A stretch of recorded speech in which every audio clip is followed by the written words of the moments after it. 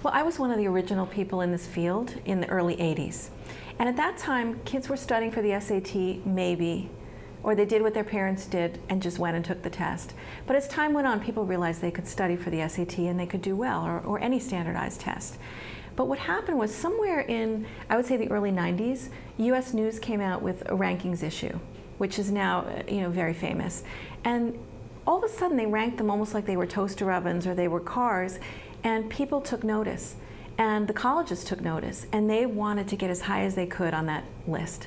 And so they started doing more and more marketing. They became sales institutions, basically. And so more and more kids applied. At the same time, people were telling me, there's this demographic bulge coming. It's the baby boomers' kids. It's coming in 10 years, it's coming in 7 years, and before I knew it, there it was, this wall of kids. So there were more kids applying for the same number of spots. The third piece, which happened around the same time as well, is technology. And so suddenly kids could apply online, and instead of applying to 4 or 5 schools, suddenly they're applying to 10, 12, 15 schools.